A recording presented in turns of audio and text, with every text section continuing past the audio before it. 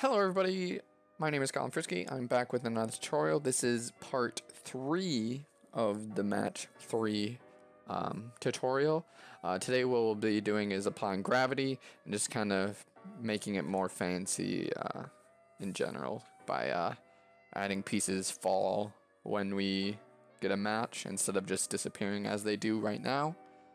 So first let's see we can apply some gravity to this. So what we're gonna do is we're just gonna create a new function called apply gravity to board.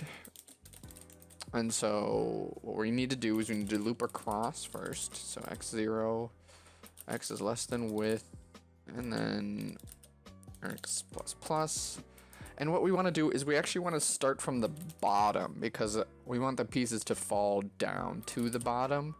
So let's start at the bottom, which is height minus 1. Y is greater than 0, equal to 0, because it can equal 0 as well. And then y minus minus. So let's get the let's get our point here at this. So new point xy.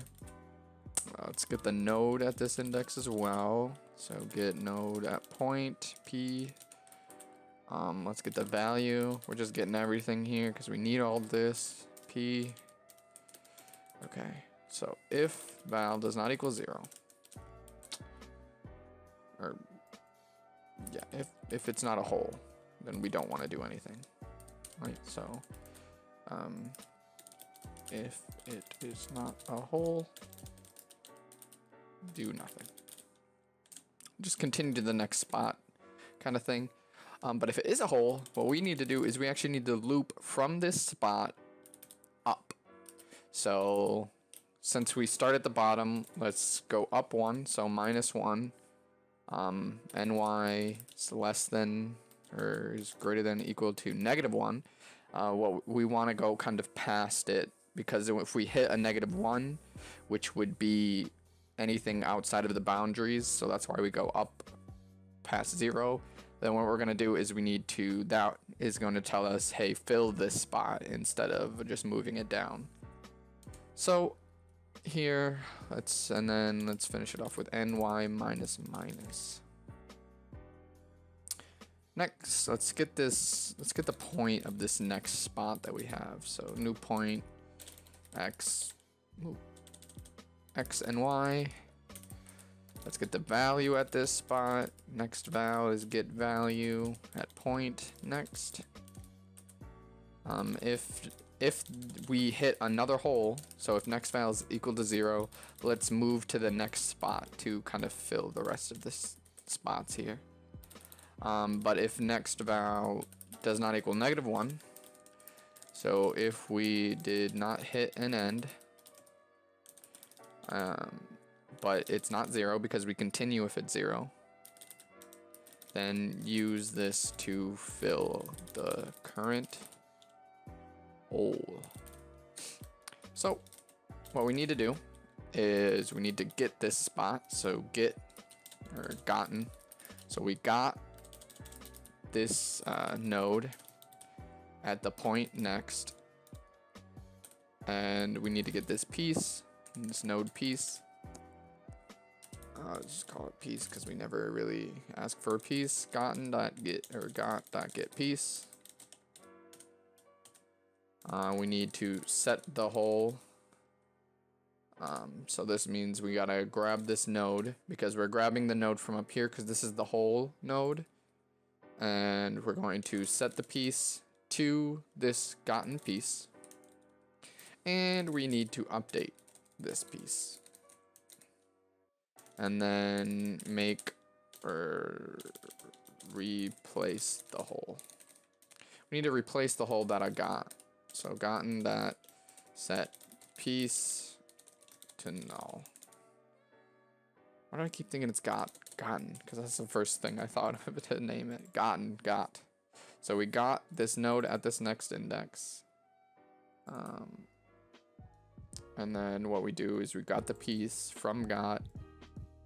And see, we set it to null, and if you can see here, since piece is null, what we also do is we set it to 0, the value.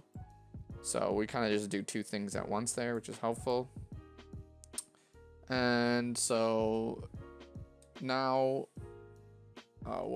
so if it is, we did not hit an end, but if we did hit an end, then what this is going to mean is we are going to basically want to fill in that spot. Fill in the hole. So just this in itself, the apply gravity of the board, it should move the pieces downwards, but we're going to just see. So we only need to do this if we made a hole. So if we remove some points, then we need to apply gravity to the board here. All right, so apply gravity to the board.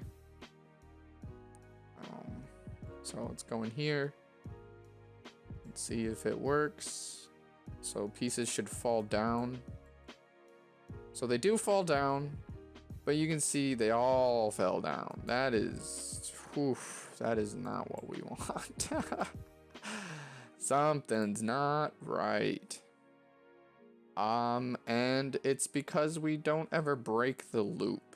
So if we reach this spot, if we either filled a hole or we, I don't know how to spell hole correctly. So if we either replaced the hole or filled the hole, we just want to stop because we did what we wanted to do. Just don't keep, because what was going on is we were looping continuously above it. So that's why all the pieces above it came down. That's not what we want. So let's see here. So now it should, okay. So yeah, now it's working. So now gravity is being applied to the whole board and these pieces are falling. So there it is. See, look at that combo, the wombo combo. So there you go. So gravity is being applied. That's a strip, but you can see it's not filling the holes, which is no bueno because how are we gonna keep playing if there's no pieces? It is interesting to try and get all of them gone while we do this. Okay, sorry, I'm done. I just like Match-3 games. So we now need to replace these, but we don't want to keep creating new pieces if we already have pieces in play. The whole board is filled in the beginning. So why don't we just reuse them? So instead of creating new pieces each time, we're just going to use dead pieces.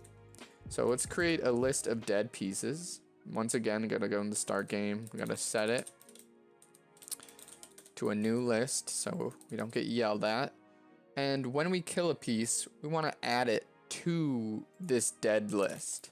So when we set this to null or set the object to false, what we want to do is we want to also add it to the dead list, basically. So boom, we add the piece to the dead list, which means now what we can do is we can kind of loop through that dead list and fill a hole within that one of those pieces. But just in case we didn't fill the whole board that we use and we run out of dead pieces for any, so let's check if we have any dead pieces currently. So if we have dead pieces, then let's make it the revive. Let's revive it. So I'm gonna call it revived. It's gonna be always at 0. There's no point in randomizing it because we're just gonna. So revive. Let's set the game object back to true. So now it's active and live again. Let's set its rect. Let's set its position to the new vector 2. Let's get position from point, a new point. Let's do X and let's just do -1. Let's start it at the top for now. So it's out of the board, so it's going to start at the very top of the board, really. Then let's initialize this new with the new value, our point, which is P, which is what we got up here, the hole that we filled. And now we also, let's just do, we gotta grab the piece of the new value that we made. I was too busy thinking, but I got the new value with just fill piece. It's, since we kept that, we can reuse it. So now our hole is actually, we have not set the piece back. So we have to set this piece back to our revived, you know? So we gotta set it to revived. And let's just reset the piece just in case. And let's remove it from the dead. So we revived it, we set it to a new value at this new position of the hole. But we do, why we set it to the position of a -1y is just so it starts from the top and falls down. If we set the anchor position directly to the point of the hole, what is gonna happen is it's just gonna appear there. It's not gonna look like it's falling down, but we want it to look like it's falling down, hence why we put the -1 here. Now what we want to do is, see, that's if we do have dead, but if we don't have dead, then what we can do is we can finally create a new of these, a new piece, basically generate a new piece only if needed. This should honestly never be called, but if you change some stuff up where spaces are blank at first, and then you have to like think of like the jelly or like the like candy wrappers in Candy Crush, where you have to like break them open and then pieces can fall down in there, but otherwise it couldn't.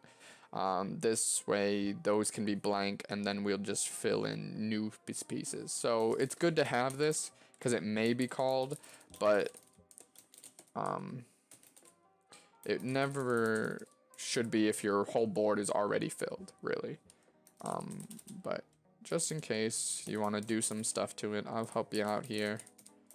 Since all of these are prototypes, like I say, all my tutorials are just basic prototypes that you can use. They're never going to be full games, more or less just similar, not similar, just basic kind of outlines what you can follow, templates, prototypes, you know, you can improve on and work on, but sometimes it's nice just to get a good head start, and that's what I'm really here for. It's just kind of okay. So I don't want to repeat myself. I hate repeating myself. So you see here, I initialize this one all the same, and I initialize this one all the same. So you're telling, why do I have to? Is a real question. So what we're gonna do is we're gonna make node piece. We'll just call it piece. All right. Piece. I don't have any issues with that. No. Okay. So piece is going to equal revived here. Piece. Okay, so right here, what we're gonna do is we're just gonna move this stuff out of it, because piece is going to be set in both of them. So right here you see n initialize. Let's just do piece equals n. So revive it, set piece to the revived piece, create one, set piece to the created piece, and then do the rest of this stuff. Alrighty. So we fill the hole now, and we set it to a point above it. So what we're gonna do is, it's gonna look a bit weird, mostly because, can I call it P? Will I get yelled at for P? Is P used? P is used, dang it.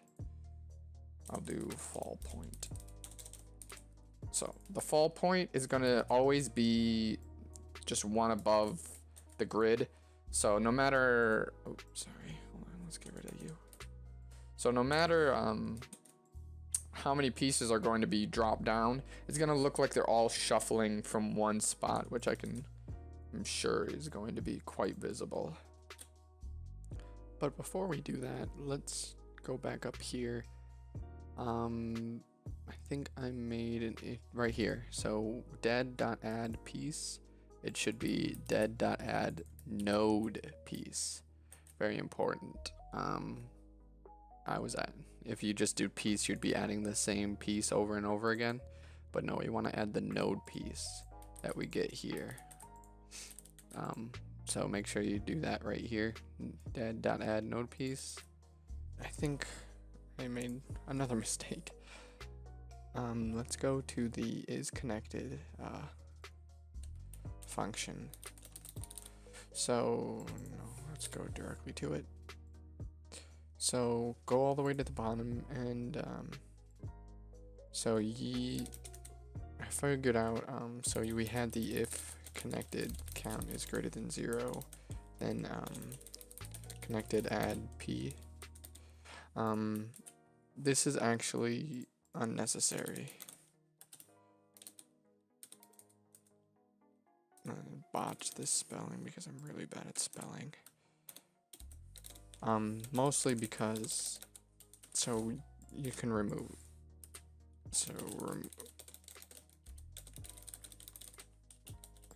remove the if connected to count 0, add the p.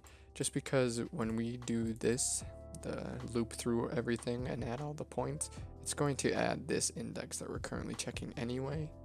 So this adds another index, and since we're not checking it, since add points checks it, this basically duplicates it. So we don't want any duplicates, so just remove this entirely. Alright, and when you fix that issue, we can go and see. You can see now all the holes are filled, but you can see they all kind of cycle in from the top no matter what. So like if I get 3, you can kind of see like they like shuffle out like an accordion kind of thing. But we do not want that. So to do that, what we're going to do is we're going to start with a array of integers called fills. And what fills is going to do is just kind of keep track of a value that will kind of move it upwards depending on how many fills we have currently. So in the start game again, what we're going to do is we are going to set fills equal to a new int, and we're going to make it the width because each x value is going to have its own fill. It's going to set it to 0 there, so what we're going to do is come down here to our apply gravity, wherever I put that, somewhere around here, isn't it? So right here, so this fall point, what we're going to do is -1 minus fills at the x. So we're going to have -1 and then fills, and then what's going to happen here is right before the break, we're going to do fills at x is increased. So what this is doing is basically we are kind of keeping track of how many the fills. Why we add it is because we're keeping track of how many times we fill a hole. So if we fill a hole 3 times, we should move that point up 3 times. So once that is done, what we're gonna do is now we have to remove it back. So once a piece is finished updating, what we have to do is we kind of have to remove a fill. So sorry, this should be right here. So above, so it's still in this else statement because we don't want it to do it. We don't want to increase the fill if we don't fill at all. So only if we fill holes with a -1. So that was my bad. So now what we have to do is we have to basically minus it. So what we're gonna do is up into finished updating, what we have to get the x value. So we're just gonna do int. We're just gonna do piece.index.x. So the piece we're updating, we should probably have an equals there, huh? So we're getting the x, and then fills at x. We're gonna clamp it so it doesn't go anywhere else. So fills x minus 1. Make sure it doesn't go over with and under 0. And so now we should go up here, hit play. So now once we get a score, see how it more or less looked like it was all falling down instead of cycling? Yeah, there it is. That looks better. Especially when there's a long one of them. It's not just all coming out of one point now.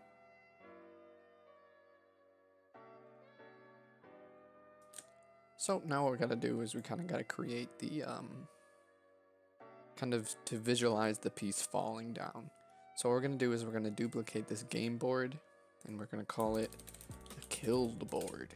And what we're gonna do is we're basically gonna clone those pieces over into the killed board and make sure there's no image, otherwise you'll be covering it up. So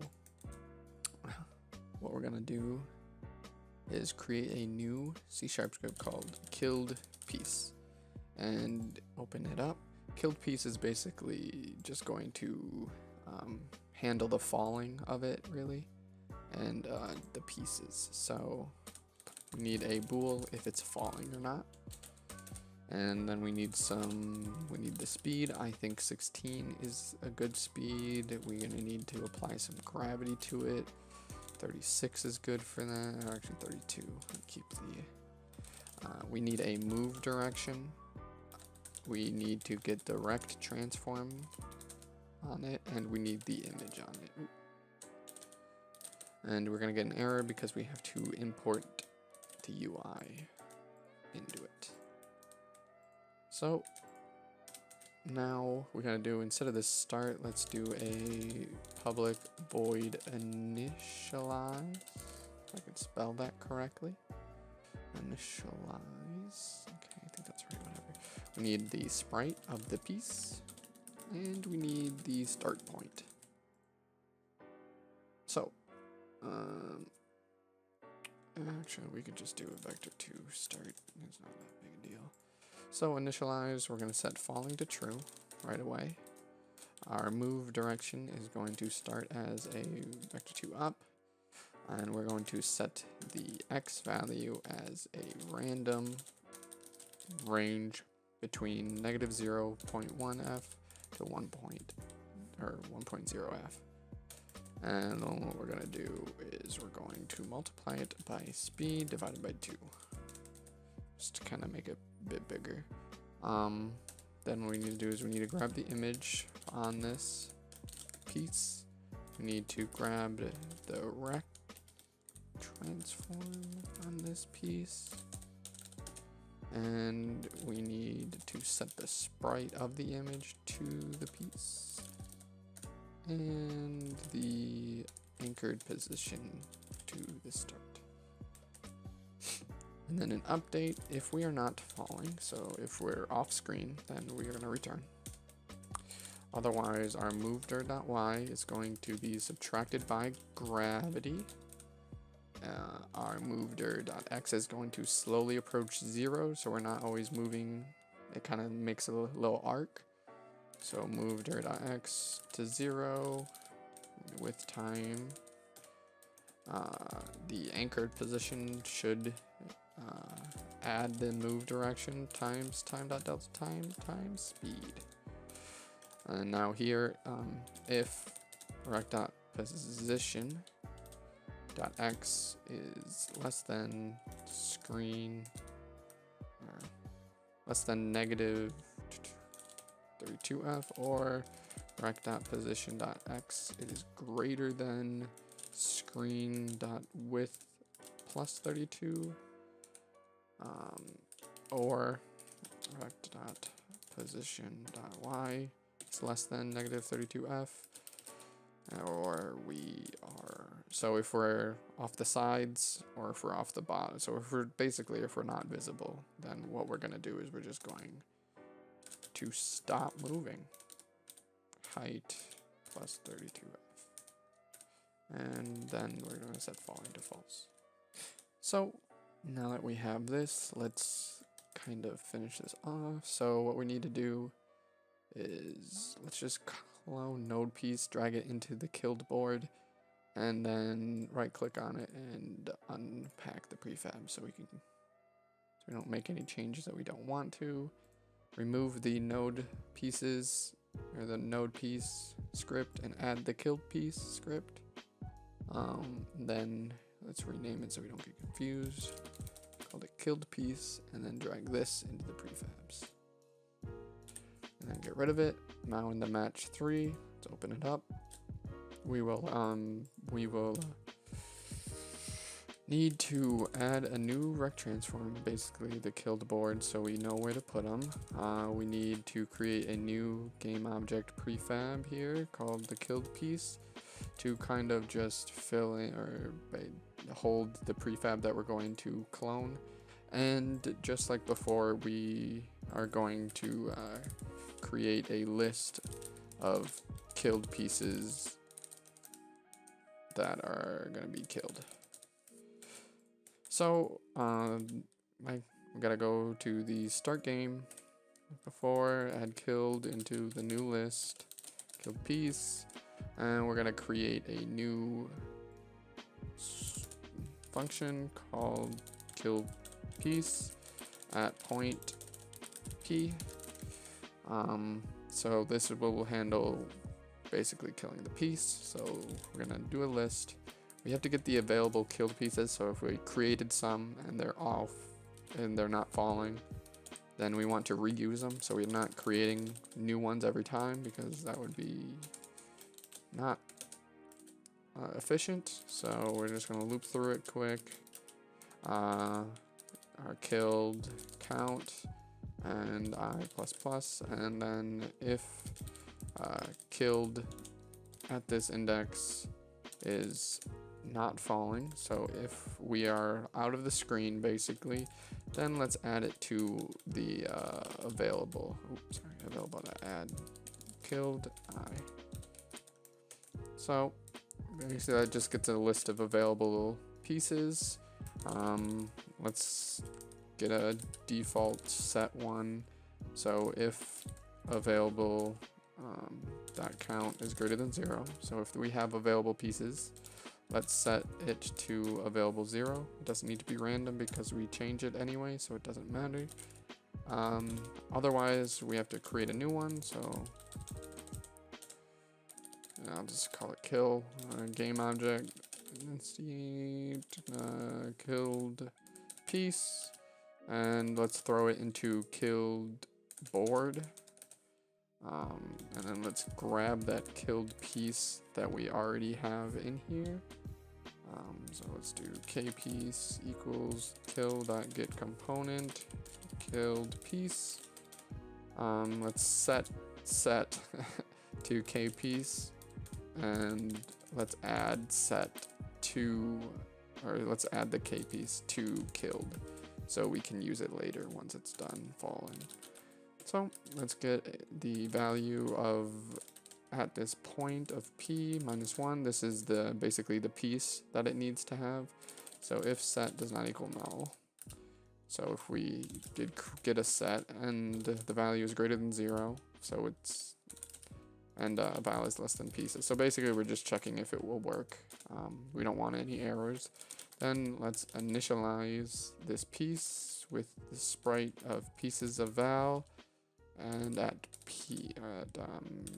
get position from point p, just like that. And we gotta call it, so we need this when it's killed, which is up in update.